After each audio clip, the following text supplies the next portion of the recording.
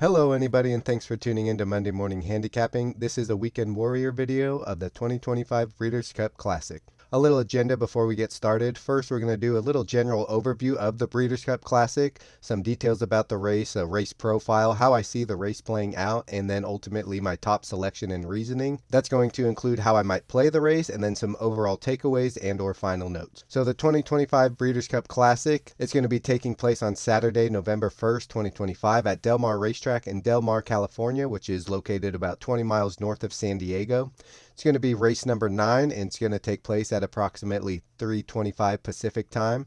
We have a field of 9 after the unfortunate scratch of number 6 Sovereignty, who was the heavy morning line favorite with morning line odds of 6-5. Sovereignty apparently spiked a fever a few days out from the Breeders' Cup, so unfortunately has been scratched, and unfortunately because he was expected to be the biggest favorite in the race.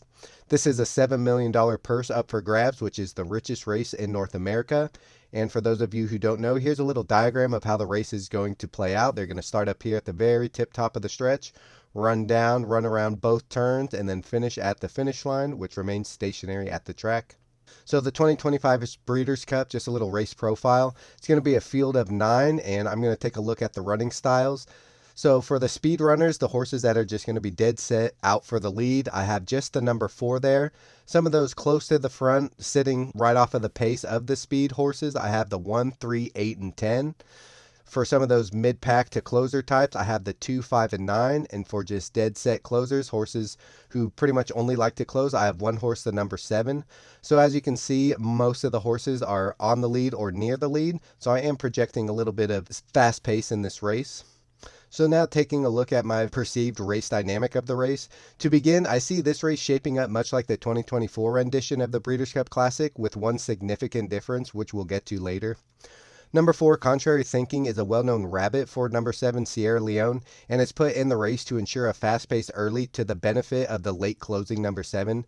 This will favor those runners from a bit off of the pace. Number 1, Fierceness, has shown recently he can break from post number 1, not need the lead, and still win. He has also ran his best race over the track, but I don't think they will want to take back out of the gate, so I expect him to be prominent much like last year's Breeders' Cup Classic.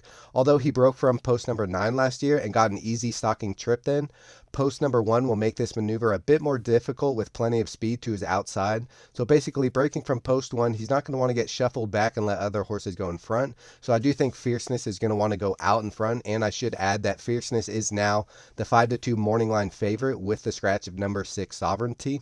When Fierceness won his most recent race breaking from post number 1 at this track at Del Mar, he beat number 9 Journalism, in which Journalism was at the tail end of a grueling campaign which included all 3 legs of the Triple Crown races.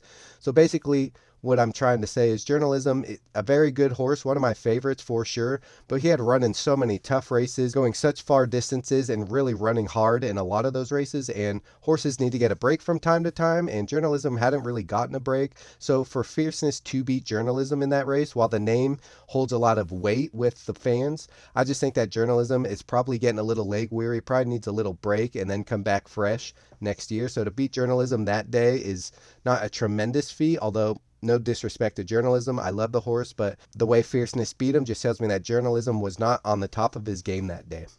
The biggest difference I'm predicting from last year is with number 5, Forever Young. Last year he sat close to a really fast pace, got boxed in a little bit entering the turn, and was finishing very well after sticking with those early fast fractions. Last year, Forever Young broke from post number 1, and this year he'll break from post number 5, so the jockey will have more visibility of the speed around him and be able to nestle into a better position on the outside of other runners and avoid impeding his horse's momentum at any point in the race. With the aid of the Rabbit and number 4, Contrary Thinking, I think all the horses that want to be close to the front or just off the pace, those runners will be staying relatively close to Contrary Thinking as to not let them get too much of a head start, and also to not let them get away with slower fractions. So there should definitely be a fast pace early, which will pay off later for the closers when the horses up front early will begin to tire out. With several horses stalking contrary thinking, once one of them decides to go after that leader, it's going to set off a chain reaction of those horses trying to accelerate, heading into the final turn with about a half mile to go, which will also begin to take its toll on those runners in the final stretch run after keeping up with such a fast fractions early.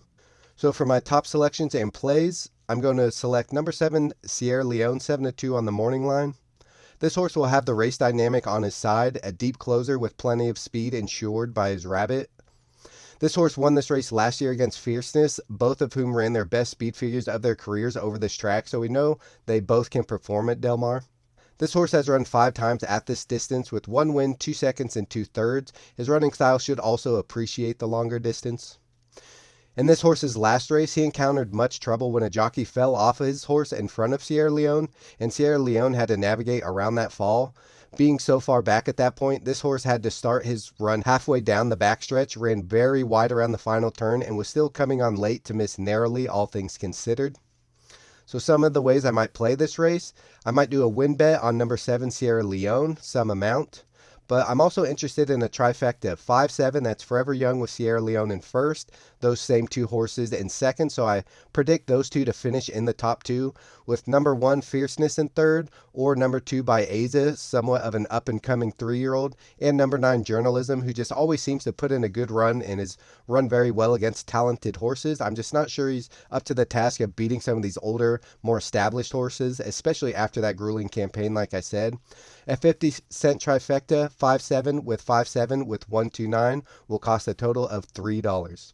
Final thoughts and recap. Number 7 Sierra Leone looks to have his fast pace given to him by way of number 4 Contrary Thinking. Only a field of 9, so he will have to navigate through less traffic than the previous year. There's only 8 other horses to run around this time, where last year I think there's a field of 14, so a lot less to deal with when he is making his late run. He is proven at the class level, the distance, and the race dynamic and distance should be of benefit to his running style. Also, I think his last race was even better than looks on paper. Watch your replays, kids. You can learn a lot more than what they can provide in a racing form if you go back and actually watch the replay. I think number 5, Forever Young, works out a better trip than he got last year from post number 1, when he was closing very nicely at the end of the race after being boxed in a little bit and stalking a very fast pace. That's it for my pick in my Weekend Warrior video on the Breeders' Cup Classic. Thanks for watching. Feedback is always appreciated, whether it's positive, negative, comments, suggestions, etc. Send them my way. Let me know who you like. If you like Sierra Leone, if you don't, let me know why. Let me know how you think the race is going to shape out, etc. I love getting feedback. I got a lot of feedback when I did my Derby video, and it was just great to hear everyone's perspective of the race. Please like, subscribe, and or share with friends. I always say my target audience is for folks that are relatively new to the sport, so if you know anyone that's sort of interested in the game and wants to learn a little bit more, let them know about my channel, because I'm definitely trying to speak and explain things in a way that someone who's not too familiar with horse racing can understand. If you do know anybody who is interested in horse racing but doesn't know much, I made a couple of playlists specifically for those people. One is how to read a racing form, and that's where I take the racing form and break it down into bite-sized components and just explain what it's telling you, because the racing form is there to help the player make a decision on a race. I've brought friends to the track before and I show them the racing form and they just don't really want to get involved. It looks too complicated, so they just ask me to read it for them and tell them who I like and why. But it's a lot more interesting and fun to have a lot of people that know how to read the racing form and bounce ideas and how you think the race is going to play out with them and really point things out to each other. It's a great way to learn. It's just by talking and communicating and collaborating with other like-minded people. I also have a playlist called Betting on Horse Racing, and that's where I go over all the wagers that a track typically offers. Some can be a little confusing, but again, I break those down, explain what they are, how much they cost based on your ticket structure, how to structure the ticket, how to place the wager, the terminology to use if you're going up to a live teller. Some people get a little put off because the tellers can be a little grumpy at times, and if you don't say things properly, there's a long line behind you. They can get a little impatient with you, so I break everything down, and I also provide some insight into what I look for before placing such bets, and when I like a particular horse, how I might play different wagers depending on how much I like the horse and what the odds are. So there's just a couple of playlists if anyone knows anyone who wants to learn a little bit more about horse racing. Coming up next, I've been meaning to write some articles, just practice writing it in case there's ever a writing gig that pops up. I'd have a backlog of information and some practice articles to showcase my writing skills, just in case the opportunity comes up. I'll probably start looking at 2-year-olds soon, especially after these Breeders' Cup races in preparation for the 2026 Kentucky Derby. My prospects videos that I did last year were quite popular and almost worked out when I covered journalism and sovereignty. However, I projected journalism to be the winner of the Derby, and as many of you know, he ran second to sovereignty, so I had those two flipped around, but it was cool to see that looking at all the prospects actually paid out that year. So maybe I got lucky first time out, or maybe the work paid off. Either way, I'm going to be looking at some of the 2-year-olds heading towards the Kentucky Derby Trail.